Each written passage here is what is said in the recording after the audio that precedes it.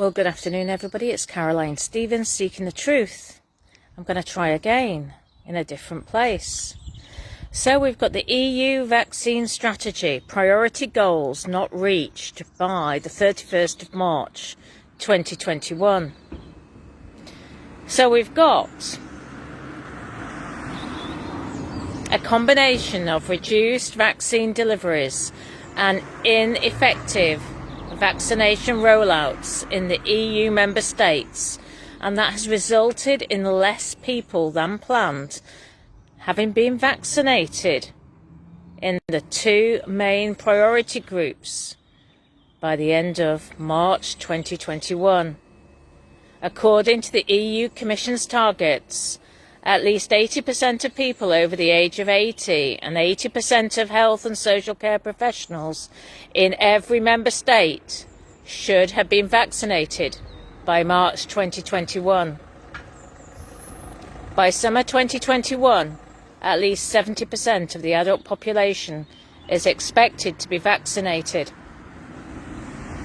The Commission's spokespersons continued during March to express optimism that the interim goal was achievable, despite the problems on production and delivery of the vaccines. On Monday, a spokesperson was still optimistic that the goal would be achieved during the last 2 days of the month. The European Commission President Ursula von der Leyen claimed at a press conference following the online European Council last Thursday that most of the people among the 80 plus and the healthcare personnel had already been vaccinated, but did not give any exact figure.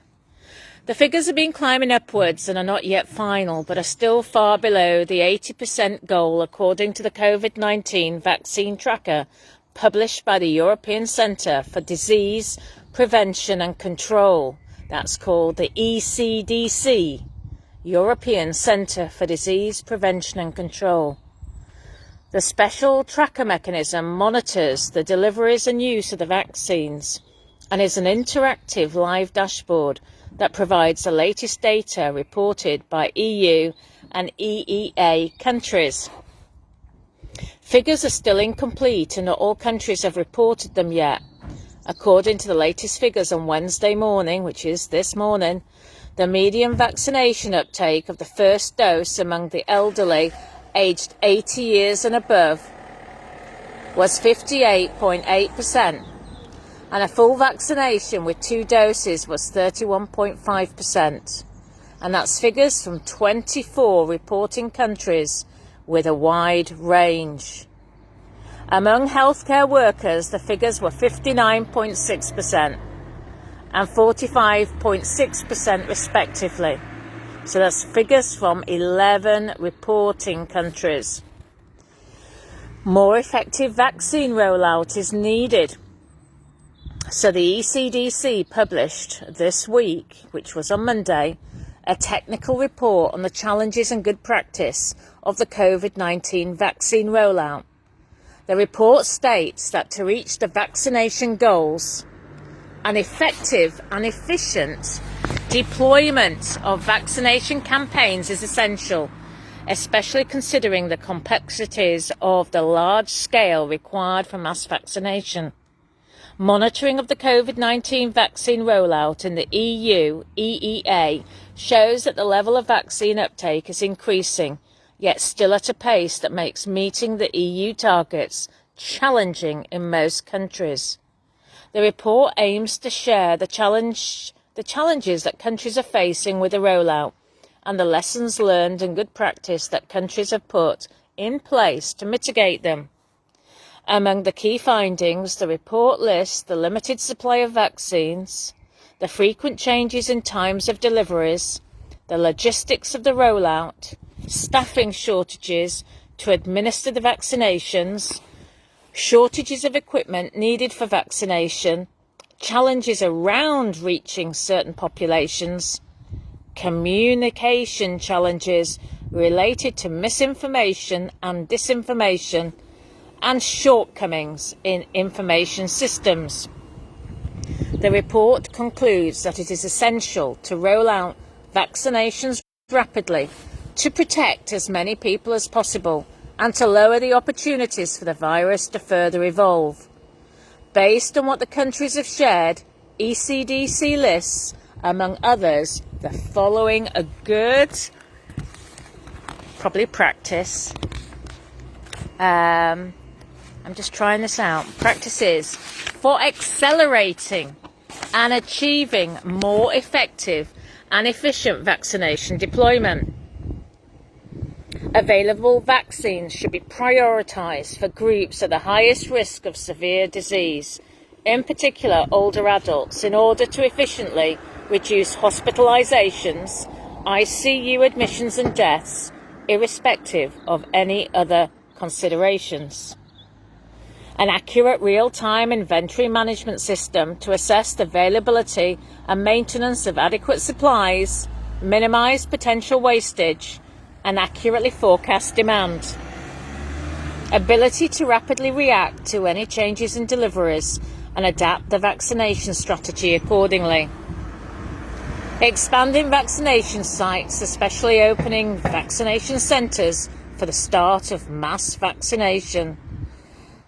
It sounds like the EU is a bit behind the UK. They want to increase mobile vaccination teams to reach more vulnerable or hard-to-reach populations, such as those that cannot leave their homes due to mobility difficulties. Strategies to limit discarding and wastage of unused vaccine doses by vaccinating people from other priority groups, e.g. reserve lists. Increase and train more healthcare or non-healthcare staff to administer the vaccines, e.g. primary care staff, retired healthcare workers, students from medical and nursing schools. Ensure communication strategies address misinformation and disinformation, improve vaccine acceptance and minimise hesitancy. Preparing communication campaigns, more campaigns, especially targeting younger age groups in preparation for mass vaccination. So this is what's happening in the EU. I'm just hoping that this is clear. I'm in a different place now, as they say. Okay, so they are wanting everybody vaccinated. It is quite clear. And the fact that the UK is not allowing people to travel abroad unless you're from the military or from the elites, then, or the establishment, I should say, then I think we have to understand the new Green Deal is here and it's here to stay. I've done lots of videos on the new Green Deal. So we've got, that was from the Brussels Times. Now we've got HTV. We've got the possibility that COVID-19 came from a laboratory and needs further investigation. Oh, quelle surprise. This is what the World Health Organization says. The possibility that COVID-19 was developed in a laboratory could not be ruled out by a global investigation team, the World Health Organization has said. It's quite laughable, isn't it, really? All hypotheses into the origins of the virus remain on the table and no stone will be left unturned, the WHO said as it continues its probe into where the virus comes from. The WHO called for more research into whether or not the virus could have entered the human population as a result of a laboratory leak. The comments come as the team investigating the origins of the virus published its initial report. Our mate Tedros says, let me say clearly that as far as WHO is concerned, all hypotheses remain on the table. Yes, to distract and ridicule still certain people. Investigators looked at 4 hypotheses when examining the possible origins of the virus. It's as if they don't know where it's come from. It's laughable. Firstly, direct transmission from an animal species into the human population. An excuse for them to remove all our animals, I guess. Then, secondly, the introduction of the virus from an intermediary host species through another animal species, potentially closer to humans, so where the virus could adapt, circulate, and then jump to humans. So we're going to get rid of those animals as well. The food chain, in particular, the potential for frozen products acting as a surface for the transmission of the virus. So we could be getting rid of frozen products. Goodbye Iceland. Has anybody told them about that yet?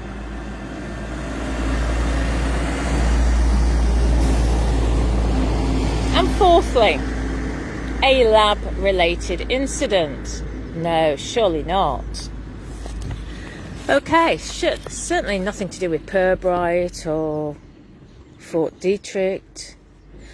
The report concluded that the introduction of the virus from an intermediate host is the most likely scenario. Well, since they don't know, how can they say that one is more likely than the others? Supposedly. Which means the virus jumped from one species to another and then jumped from the second species to humans. Goodbye animals. It also suggests that the virus was circulating for several weeks before it was initially detected. And the authors wrote some of the suspected positive samples were detected even earlier than the first case in Wuhan, suggesting the possibility of missed circulation in other countries. Well, we know that even Reuters reported over a year late that coronavirus was found in the sewage in Spain in March 2019. So, as above as below, lies, damn lies, statistics. Please do share this video. I do hope you can hear it this time. I won't give up. And I look forward to you joining me at 6 o'clock tonight, where we're going to focus on eugenics, part 7, with Eric von Essex. See you then. Be here. And please check out my website, carolinestevens.net.